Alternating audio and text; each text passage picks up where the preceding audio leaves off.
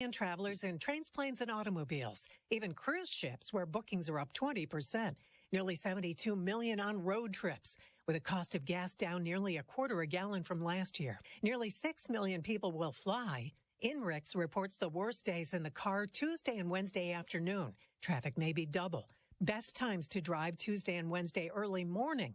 Thanksgiving Day itself. Coming home, try early Sunday, with travel lasting into Monday and Tuesday by air. Therese Crowley, Fox News. Now, one airline filed for bankruptcy this morning, Spirit, but it's operating still normally. On Wall Street, the Dow's up 10 points, the Nasdaq's gaining 156. I'm Dave Anthony. This is Fox News. Well, pretty mild as we kick off a new work week around Lake Norman. Plenty of sunshine, low 70s for our Monday. We'll be in the upper 60s, near 70 through the middle of the week, but bring in a chance for a passing shower or two. But then big changes are in store as we go to the end of the week and into the upcoming weekend. Likely our coldest air of the season, potentially our first freeze of the season on the way by the weekend. That's your forecast for the WSIC Weather Center. I'm meteorologist Chase Myers. Hey, this is Jeff McNeely, owner of G&M Milling Company in beautiful downtown Lowray. We at G&M hope you come by and see us for all your livestock needs. We stock feeds for all kinds of animals and hay too. We also have seed for a wide variety of forages for your animals. So come on by 4000 Taylorsville Highway, Statesville, or call us at 704-873-5758. We're worth the drive. Thank you again for supporting small family-owned businesses. God bless. The following is a paid program and does not necessarily reflect the views of WSIC. All systems are a go. Ladies and gentlemen, hold on to your seats. Taking Care of Iredell with North Carolina State Representative Jeff McNeely is about to begin. In 5, 4, 3, 2, 1. Good morning, Iredell County. Hey, good to be back here. Sorry I had to be out last week. It was Veterans Day, and so it was a holiday schedule. But I just want to thank all those who served our country, and some gave all, and all gave some. And we are very indebted to our veterans for all they've done to keep us safe, to protect us, to keep us free. What's the old saying? If you can read this, thank a teacher. If you can read it in English, thank your armed services, because they are the ones who stand between us and peril. So thank you for all that y'all do to our veterans. I also want to thank everybody for voting for me. The elections happened, and so at least you get a little break on the TV and your phones and radios and everything else.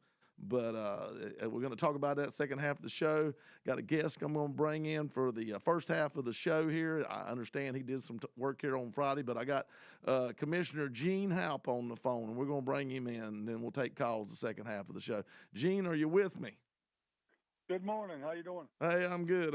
Well, you're getting all kind of airtime on WSIC. When me and Gene first talked about doing this, I didn't realize he had been on Vicky Sawyer's show on Friday. But, hey, we're going to try to do a new twist on it. This is where I ask you questions, so that way maybe you get to say something you didn't get to do before. She had to be out of state, so or county state something. So she called me to fill in for her, and hopefully I didn't get fired for the next time, you know.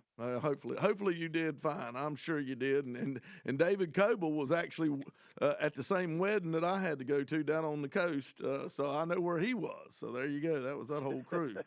So anyway, hey, well, Gene, I think surely the people know who you are, because you were the lead vote getter for our county commission. So I know at least a lot of them are. And of course, the ones that voted against you know who you are, because you always know your opponent, either which way, good or bad. But tell us a little bit about your family. I think, maybe a lot of people don't understand. You've got a fairly large family, got a lot going on besides doing your business and being a commissioner. Well, lifelong resident of Iredell County, and one of 7 kids to my mom and dad, Frank and Gaynell. And, you know, retired law enforcement. My wife's a principal for the Iredell Statesville school system, and we have 5 adopted children, and so I have a big family. Love a big family. I have 3 Labradorhumans that Labradoodles that think they're human. You know, yeah. They allow us to live in their house with them, but small business owner, and this was reelected to my 5th term for the county commission.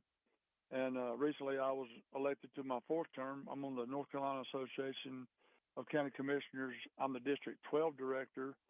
So for the first time in the history of that organization, I was reelected by my colleagues of the 8 counties that are in my District 12 to the District 12 director for that. So that helps the regional situation. I'm able to advocate on the state level with you guys and on the federal level through NACO and the NCACC for, grant funding and all the things. As you know, you guys do a great job with grant funding for our airport, roads, schools, emergency services, all the things that you guys have been able to deliver since you've been in office. First, I was elected my first term with you and Tommy in 2016 for the county commission.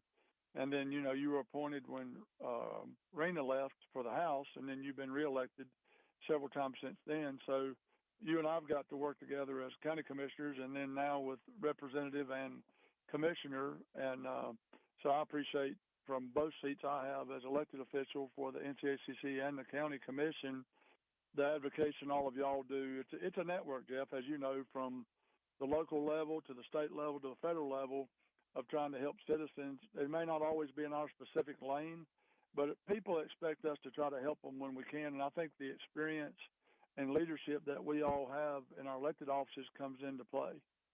Well, I mean, it's hard to beat experience. You can't teach it; you got to learn it, and that's just all there is to it. And I've ragged you over the years. You've gotten, there's always 3 slots, and the top 2 vote getters get 4 years, and third place gets 2 years, and you'd got the 2 years a couple times in a row, and so I'd always give you a hard time. How does it feel to be, to get the 4-year term, be the lead vote getter and get a 4-year term? You kind of finally got that monkey off your back a little bit. Right. Well, and it is. I'm very humbled and appreciative. I just finished, this was my 5th term, but, over the years, I typically was 1 or 2 in the primaries, and then in the general, I got the 3rd seat, which has typically been a 2-year seat. But the marketing people said that was always an advantage because you got to keep your name out there. You guys have to run every 2 years. But I come up with a new strategy, Jeff, to get reelected. A couple of years ago, Senator Sawyer's husband Brett, he told me, I put my big banner up on Brawley School Road and around the county with my picture on it, and I told people if they did not vote for me, I was going to leave that picture up year-round.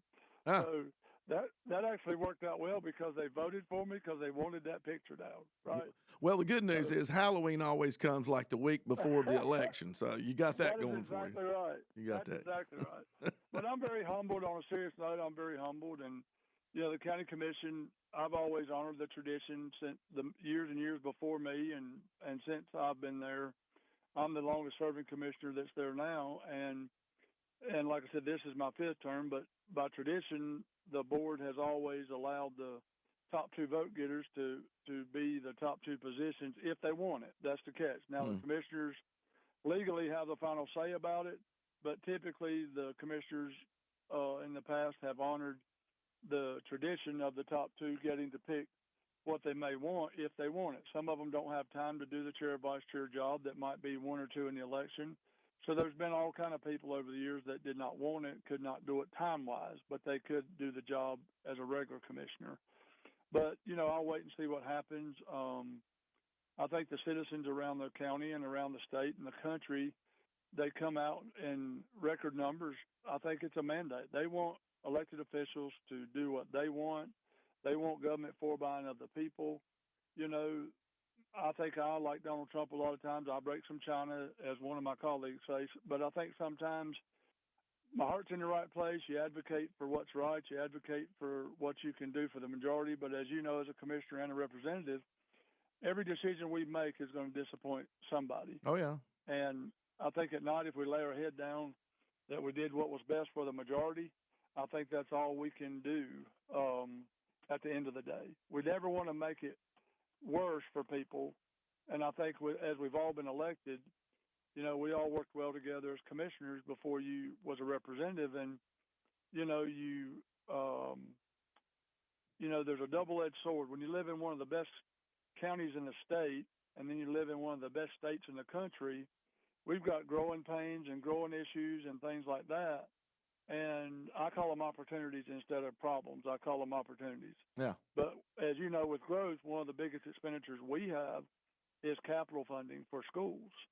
And I think that's where, the growth around the county and a lot of being approved by the municipalities and is outside the control of the county commissioners. It's either in their ETJ or they're annexing, as you know. We got to do a hard break here, Gene. We'll get back to talking about the project. So hold with us, folks. Stay right here. We're going to talk some more. We'll be back with more of NC Representative Jeff McNeely and Taking Care of Iredell after this short break on 105.9, 100.7 WSIC. Well, pretty mild as we kick off a new work week around Lake Norman. Plenty of sunshine. Low Hey, you still there? Hey, Gene. Yeah, I'm here. All right, I just muted my end. That's fine. We'll get into projects here when we come back. I'll just lead in. I'll say, well, I know we got a lot of stuff going on. Tell me where we're at on some of these things, and we'll just go into it that way. Okay. All right. So hold tight right after commercials. By the weekend. That's your forecast from the WSIC Weather Center. I'm meteorologist Chase Myers. The app with Lake Norman deals. The WSIC app is out now, wherever you get your apps.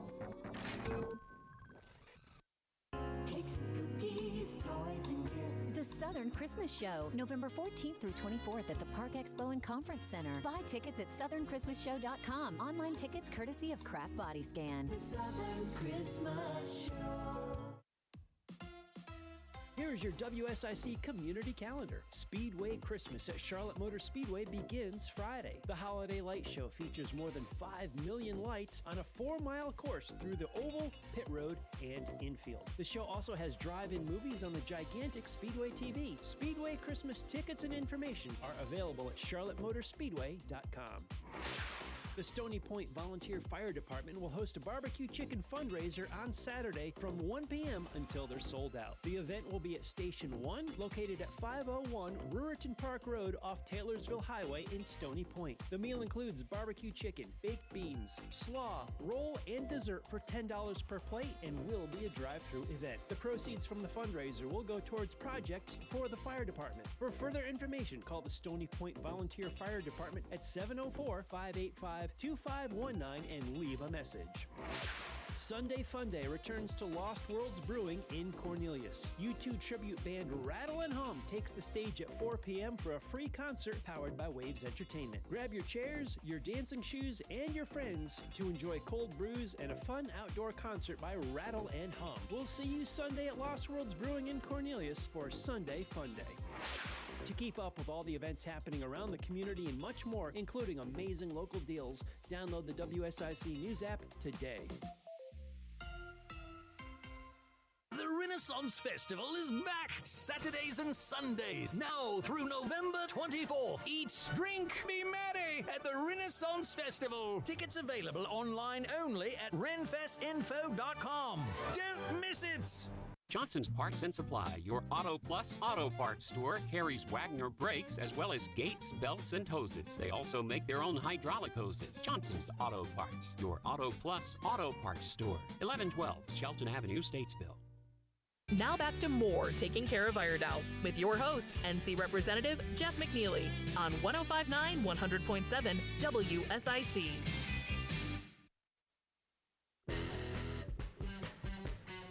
All right, back here and getting ready to go to the middle of the show here. Got Commissioner Gene Houpe on the phone. Gene, are you still with us, sir? Yeah, absolutely. All right, cool deal. Well, we got into it. We right there. We took the hard break. We were talking about projects. What are some of the things that are going on, and where are we at in them? School's a big thing. I know we went around and around and around. We finally got the school number, I think, in place. Where's that project at? Well, they've approved to get that started. The high school, we gave them a hard number to get it started at 130 million. The original bond was 80, and after COVID, the cost of construction materials have been tremendous, and so we're getting that started. We're getting pricing right now on an elementary that's needed. With the continued growth in the county, we've got to make sure that we provide space for the kids for schools, and that's our biggest capital mandated requirement is the school capital, and we've got 26 county departments we're responsible for funding every day and every year, and 19 fire departments we help with, and rescue squads, and 3 educational entities. So we have a large county, and the cost of business goes up for us, just like we're a $300+ million business every year that our manager runs and we set policy for. But a lot of people, it was interesting in the election when you're standing out working the polls and talking to people. There's a lot of people just don't realize all we do in any of our elective roles, and they just don't realize what lane certain things is. They don't know that we don't do roads or that we don't do certain things. But I appreciate you guys as well. I think John was on with me Friday. I think y'all have helped get over $50 million with capital funding for the airport, and then there's road projects, school projects. There's been money for emergency services. So all kind of things you guys at the state and the federal legislative partners have gotten for Iredell County and our region that people don't see every day. They're not in the weeds every day to know what all we're doing. So I try as much as possible to remind people all that we're doing, all that everybody's delivering. I call it the network from the local level to Raleigh to Washington, working on their behalf.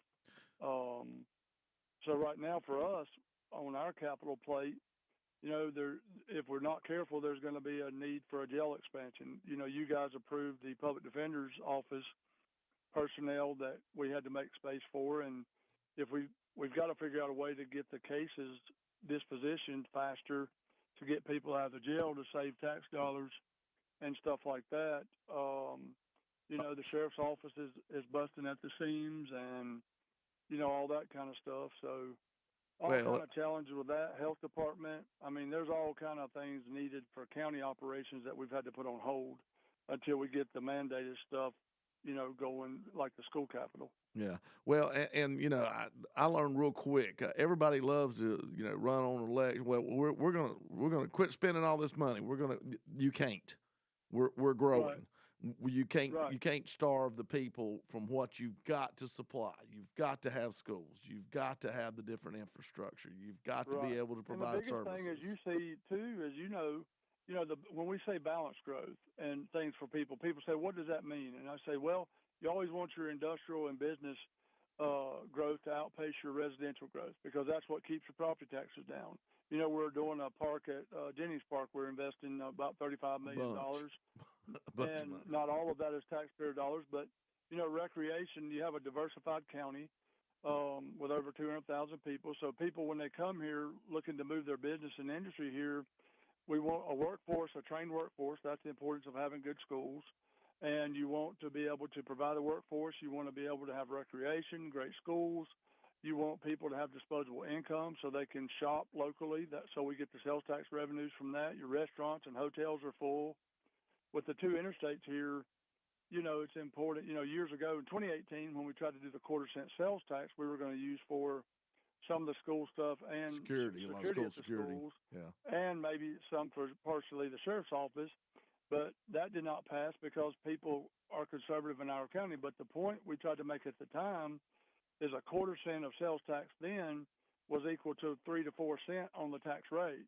Yeah. And so, that did not pass. But I've always advocated that the sales tax was the fairest tax because everybody pays that. Yeah. And in Iredell County at the time, as you know, over 50% of the sales tax is paid by people traveling up and down the interstate, not even Iredell County citizens. So that's another reason that the sales tax would have been the fairest tax. But a lot of times people don't really understand all the dynamics that we may know. So, my favorite saying is, before you judge our actions, ask us our options. So, we've got a lot going on, and you guys have done a lot from your seats in Raleigh. And how do you see the election stuff from your perspective in Raleigh and Washington? What have you gotten feedback by? Well, it was good. It was a good election. I feel like for Iredell County, all up and down the line. Now, is it a windfall? I don't know.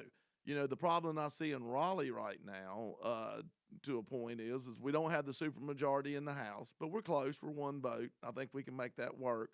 But the budget is going to be so eat up with trying to fix back Western North Carolina, it's going to be hard to come up to funding things in Iredell County. We were blessed that it went right by us.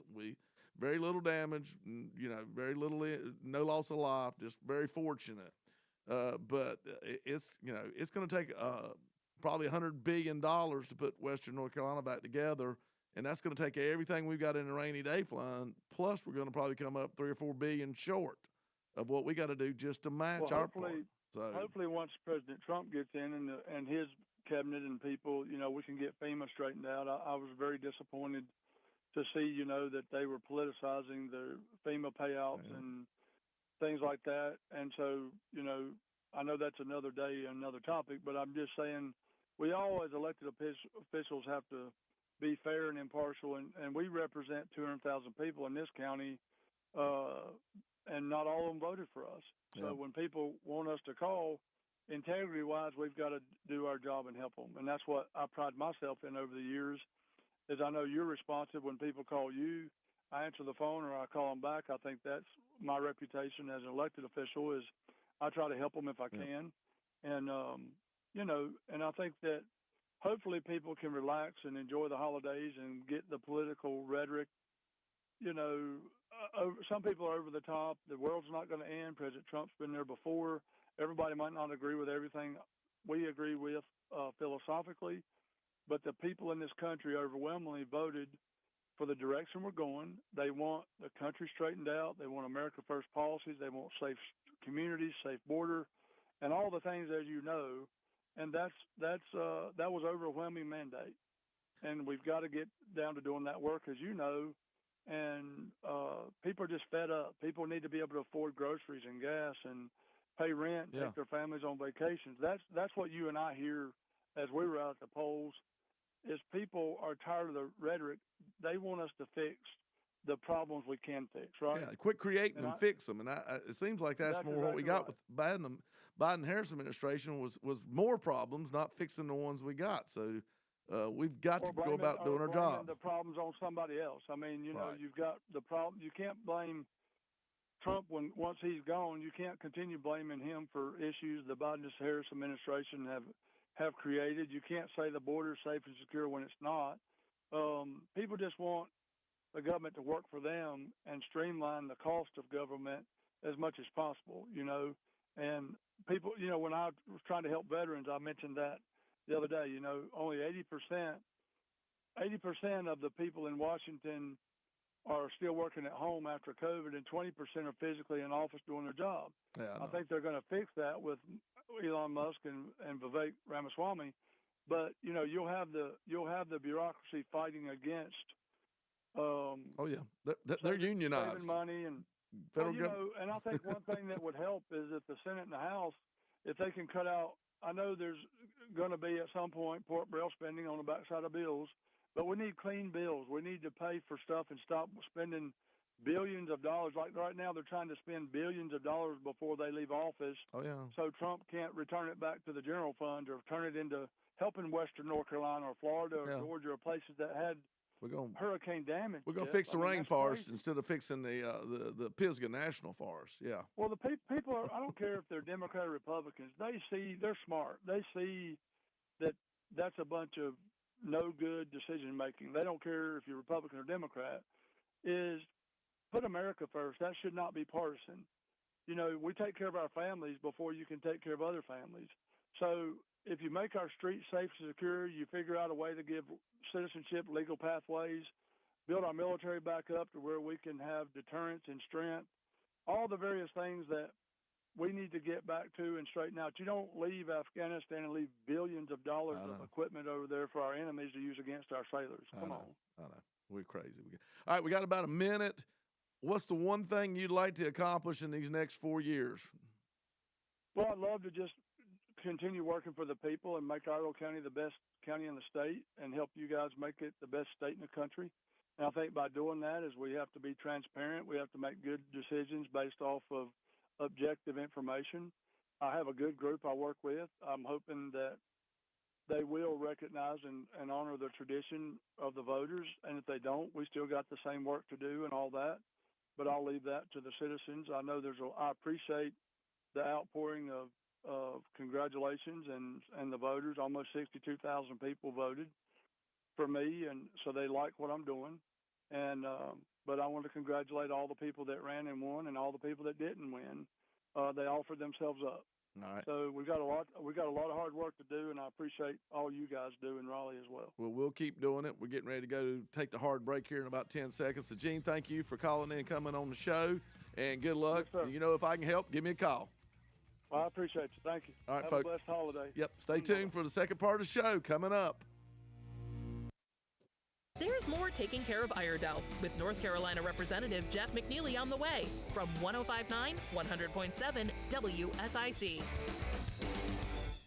Well, pretty mild as we kick off a new work week around Lake Norman. Plenty of sunshine, low 70s for our Monday.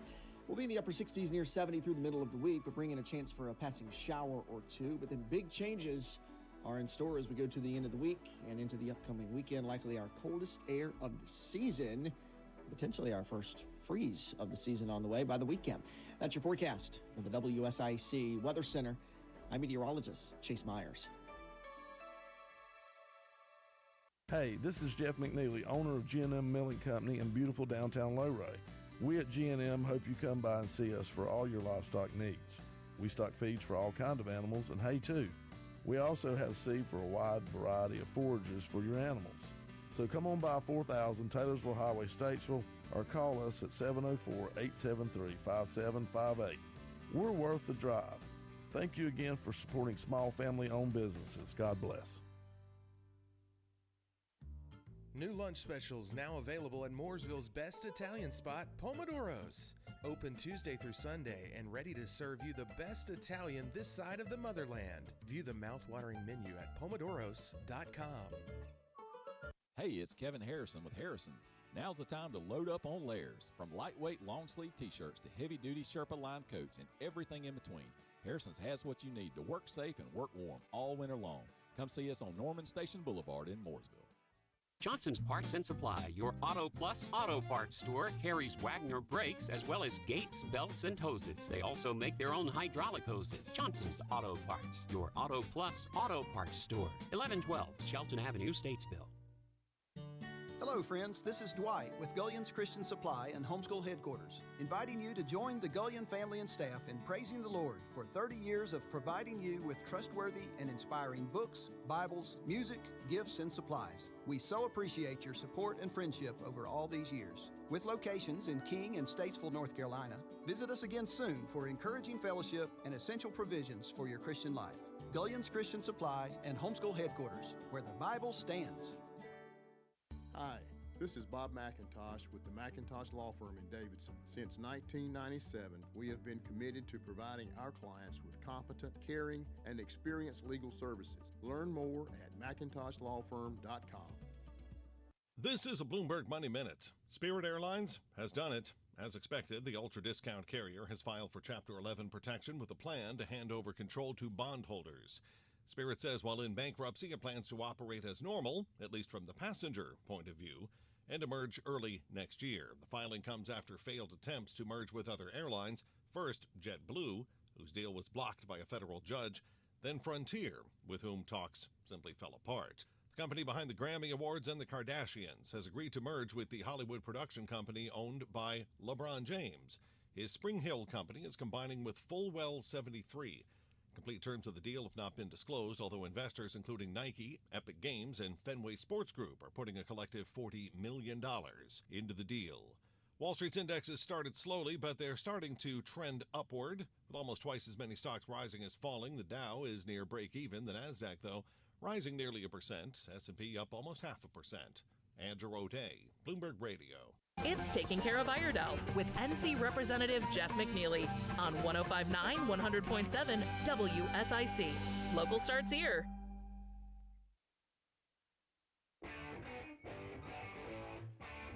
All right, back here for the second half of the show. Getting ready to jump right in here. So if anybody'd like to call and talk, we got a lot to talk about with the elections. 844-788-3464. Give me a holler. A lot of things just interesting election cycle. And I'm big about digging in numbers. I'm always one about looking at the statistics of it, trying to figure out what this and that and the other. It's close some, but here's the thing that's kind of got me wondering, and y'all just take it for face value. The Trump Vance, that they raked in about 76.5 million votes this time. That's up a little bit from 2020 when Donald did about 74.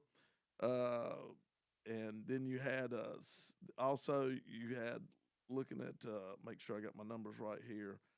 You had Harris Walsh at about 74 million. And then in 2020, though, you had Biden at 81 million and Trump at 74. And if you throw in the other votes, the miscellaneous, the Libertarian, Constitution parties, a couple different ones out there, you're probably looking at about 157 in the 2020 election versus 152 in the 24 election. So that's 5 million votes less. And so I'm just curious. You would think every year the numbers should creep up. Our population should grow. Now, I know we had COVID, and we had loss of lives and a lot of different things. So maybe we stay a little sad. But I don't think we had 5 million people pass away during COVID. So I'm trying to get my head around how we have 5 million less votes in this election, because it seemed to be a lot more volatile than the 2020 election. I mean, we rarely saw Joe Biden. Now, I'd hate to say I'm starting to be like a conspiracy theory person. Y'all know me better than that. I just like to play on facts. I don't like to play on what ifs. But it is sort of unusual that there's about 5 million less votes. And really, dear, just in the last little bit, they've come up with that. It was about 10 million off here just probably less than 5 or 6 days ago. Now, the real problem I see in this is we're still counting votes across this country. We are still counting votes. We are like 10 days past the election, or 11, I think now, and we're still counting votes. They can't get the votes counted in California. They can't get them counted in some of the other states. We're actually still struggling to get all the votes counted in North Carolina, even though we didn't receive any more after 7:30 on election day. So, I've got some serious issues here with what's going on in our country and our ability to not be able to figure this out. It should be that the votes are in and they're counted and they're done. You shouldn't stop if we have to switch people out and work in shifts. The votes should continue to be counted until the final number is done. Now, I know a lot of states aren't like North Carolina, where we passed a law that everything had to be at the election sites by 7:30 on that Tuesday night, all your mail-in ballots, whatever. And I understand there's provisional ballots out there too, but it shouldn't be that hard to figure out. The provisional ballots, we should be able, as soon as those were cast in early election or whatever, we should be working on that immediately. We should have those numbers too, and I would think in a couple days it needs to be verified. So we've got work to continue to do to figure out how we get our stuff done quicker. And looked at some numbers, been hunting around a little bit, trying to find out. Like I said, if anybody wants to call in and talk about this, 844-788-3464. Love to hear your take on it. Pennsylvania, their numbers were up a little bit, not a lot, maybe up about 100,000 people from 20 to 24. Arizona was up. Actually, they were actually down a little bit, probably about maybe 7,000 or 8,000 votes from 20 to 24. So there's a little bit. Maybe it was just all over. Everything was a little less. But I do know New York City, they were off almost looks like to me, they were off almost 1 million votes in the state of New York. So there's some of it right there. Think about 8.5 versus 7.8.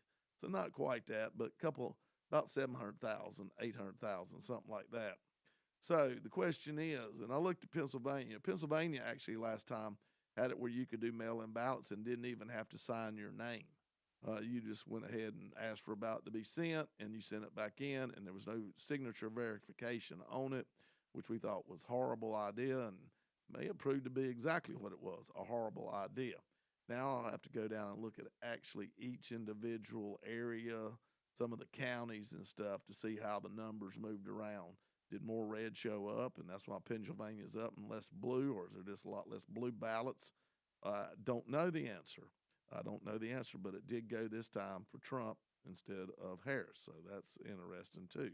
So these are a lot of questions. I guess the real question, the real thing that kind of makes me wonder to a point is, does anybody actually believe the polls that are out there that we keep hearing about? And on top of that, do we believe the people that are telling us about the polls in our national media? Do we believe the press anymore? Or do we think everything that comes out of the press is either left or right? You know, I love to hear the different things that I watch ABC and CNN and MSNBC just to hear what the other side says. And I watch Fox News, and I look at Newsbreak and some of the other stuff that's out there, Newsmax, and just try to decipher. And it's funny to hear the same instance, same action, same story told by two different sides, and how much difference there is in just what the reporting reflects of the attitude of the certain networks. And it's got to the point where we've totally lost all confidence in our basically our press, the media that is fed to us.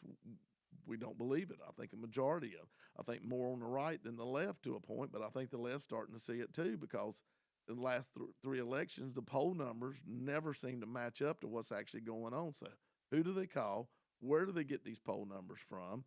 Is there any of these polls accurate? Does anybody believe them when they're said and done? And I guess the next question is it worth anything? I don't know. I know as a candidate in mine, I had one of the persons working with me on my campaign said, "You think we ought to run a poll?" And they're very expensive. I said, "No, I'd rather do more mailers telling about the things that I've done for Iredell County than to look and see what's going on." I think that's more money, better money, more wisely spent. But I can see in other groups that it's different. And then you just have your ones that want to run polls, your different universities here in the state, actually quite a few of them in their political science department, get their kids to do polling for them just to see where everybody's at and let them understand how the process works. So it's kind of interesting to see how all of this goes down. But like I said, still at the end of the day, we're 5 million votes less in the 24 election than we are in the 2020. And I think that's kind of odd. If there's anybody else out there that thinks so, give me a holler. Like I said, 844-788-3464, because I just don't see exactly how that can happen in the United States of America. But understand, there's a baseline. If you look at the 16, and then you look at the 12, the 16, the 20, and the 24 election, there's a huge bump up and back down. Trump got a little bit more votes than he did in 20, and he got a little bit more than he did in 2016, but not much. So his numbers kind of stayed pretty steady. It's been the influx of the Democrat. Maybe a lot of people didn't like Kamala Harris, and they really love Joe Biden. I don't know. I think it's kind of unusual, though, that there's that big a discrepancy. And the discrepancy's on the blue side of this, on the presidential, where it's at. So it went from 81 million with Biden down to 74 million. So if you look at it, that's a 7 million swing right there.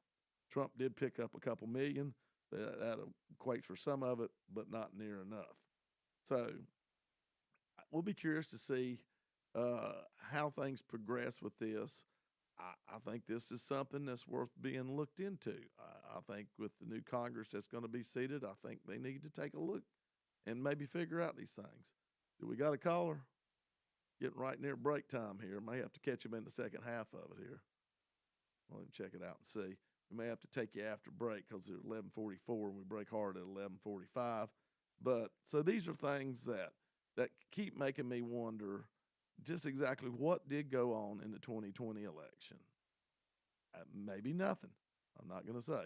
We got somebody. They'll put them on next segment because we're getting close here, so we'll see who's on the line. But just know this. We won the U.S. House. When I say we, the Republicans did, and we also won the Senate. So this should be pretty interesting. They're still counting out some in the House races in California. They haven't got their final numbers. The Senate looks pretty strong, although they keep gaining in Pennsylvania to try to get that guy out. So it's going to be interesting. Hold tight. We got a call when we come back and get near the end of the show. All right, folks, stay with us. It's going to get good. Stay with us. We'll have more Taking Care of Iredell with NC Representative Jeff McNeely after these messages on 105.9 100.7 WSIC. Hey, this is Representative Jeff McNeely. Who we got on the line? Hey, Jeff. William here. How you doing, bud? Hey, man, I'm good, William. How you? Pretty good, pretty good. I'll bring you in here after the break. We knew we weren't going to get to talk long.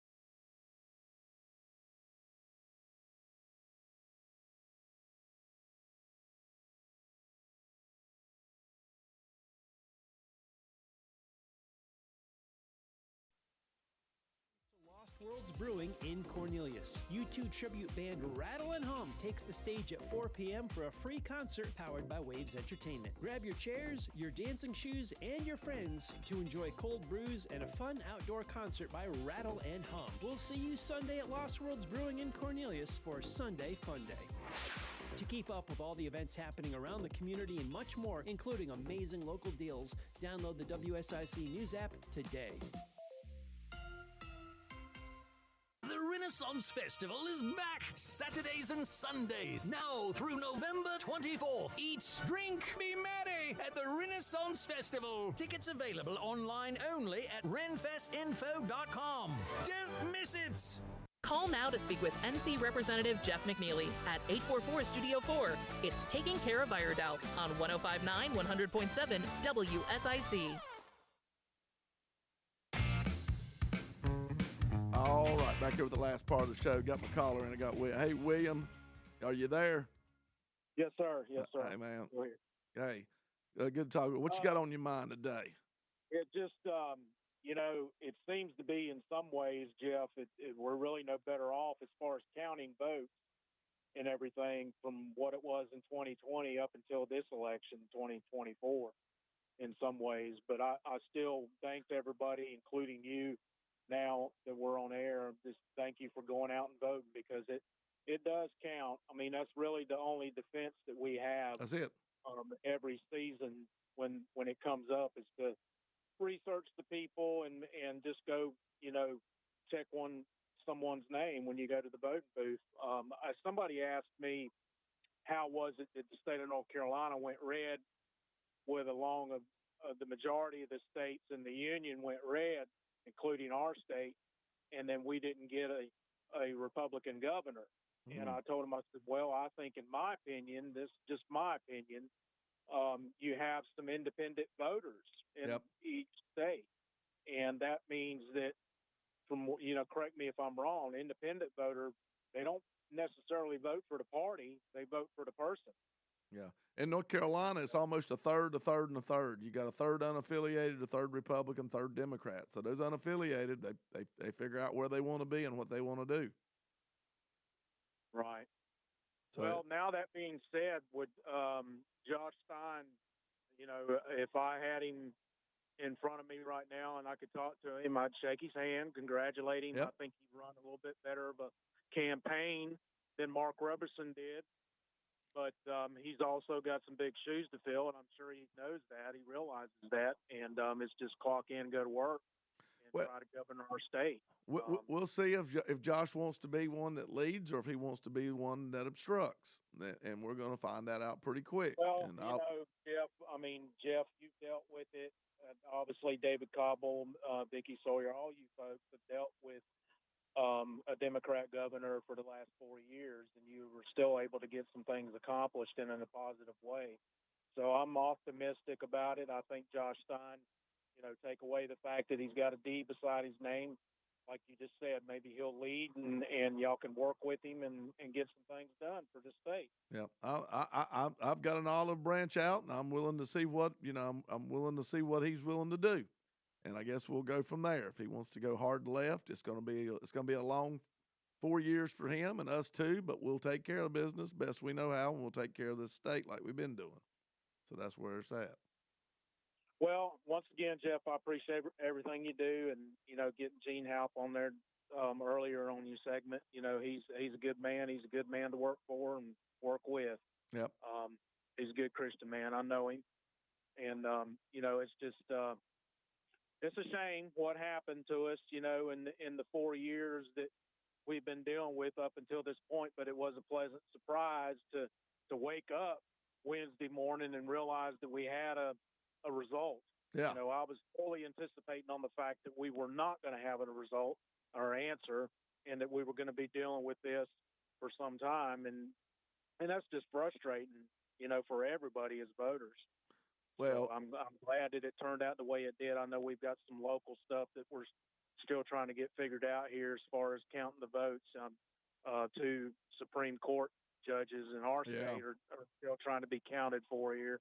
And that's it's 24 votes, and it's extremely close. They keep finding votes for her, not him, which I always think's ironic. So we'll see. But 9 counties still not got everything done, and I just don't know how you don't get it done. Everything's got to be done. I don't either, Jeff, and that's the question. I wished I had an answer for it. I would be glad to tell everybody in the world if I had the answer for it, but I don't know what it is. I don't know if people are just not doing their job, or if they're sandbagging and they're just waiting it out, or what the deal is. But if you got to count a vote, count it and be done with it. I know that they can't count them until after the polls close. I get that. So all the early voters and the absentee voters were already there, but they couldn't start counting them until 7:30 that night. Yeah.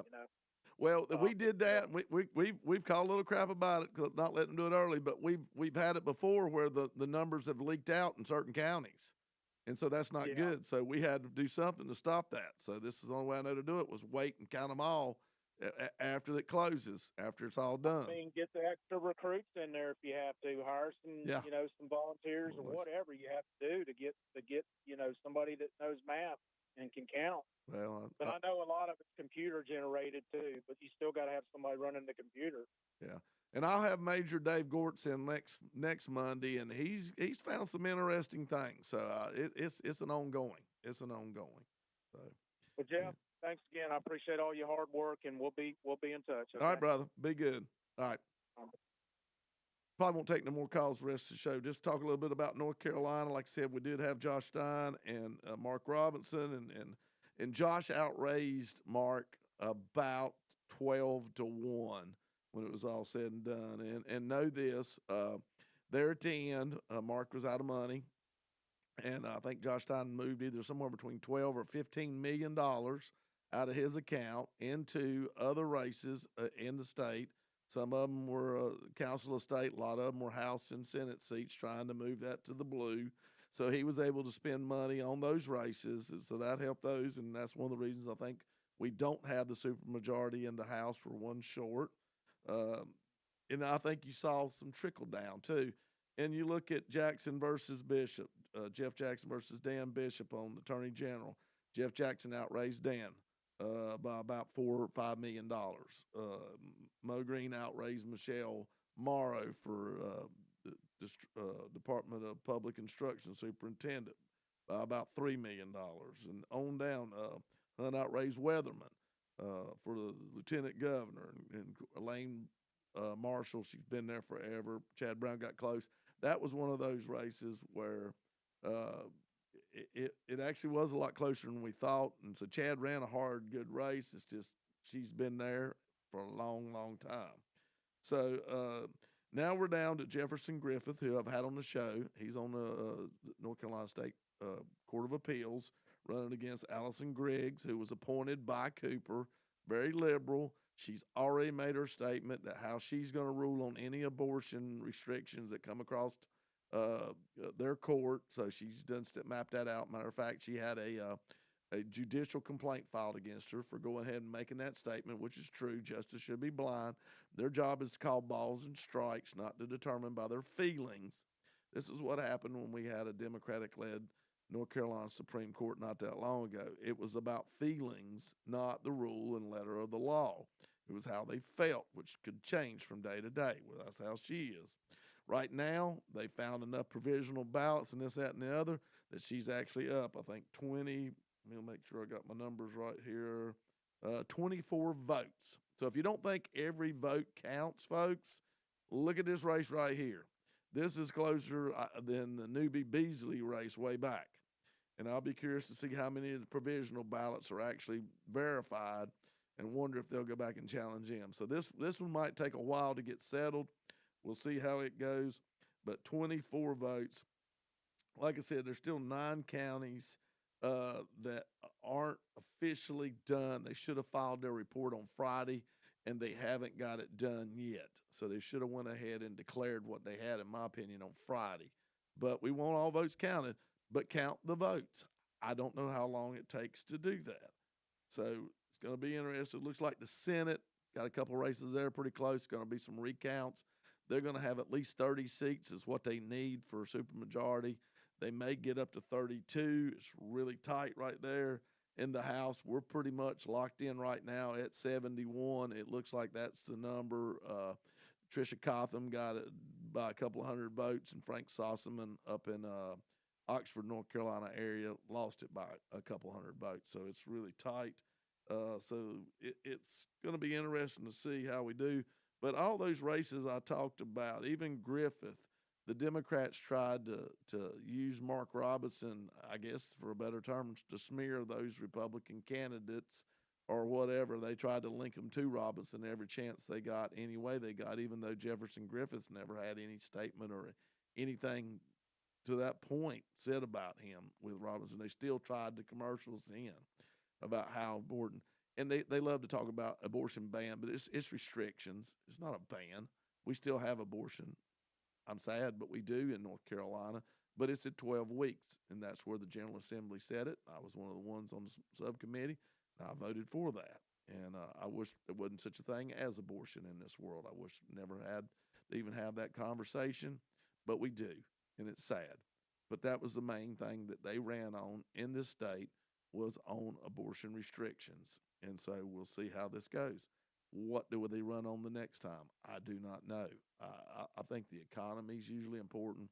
When I look into a room, I don't see everybody in there going to have some form of abortion. I see everybody's going to have to buy groceries, and everybody's going to have to figure out how they're going to pay for gas and pay for their kids' clothes and these things that inflation has caused, and they can't get their job because somebody else has taken their job, maybe that's come across the border illegally, or they've been violated and crime put upon them by somebody maybe that has entered the country illegally.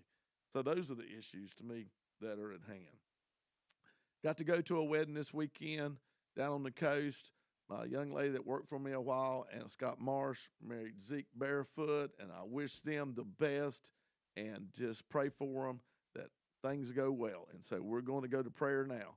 Dear Heavenly Father, dear Lord, the people have spoken. This country wants to change. This country wants you to lead us, Lord. This country wants you to guide us. I pray that you will. Do not turn your back on us, Lord. I know we've not done the things we should.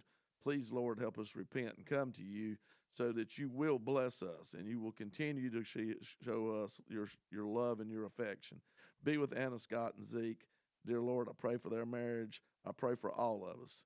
In Jesus Christ's name, amen. Folks, until next time, take care. North Carolina Representative Jeff McNeely. Join Jeff again next Monday morning at 11:05 for Taking Care of Iredell on News Talk WSIC. Serving you better than ever before. 105.9, 100.7 WSIC, Statesville, Mooresville, North Charlotte.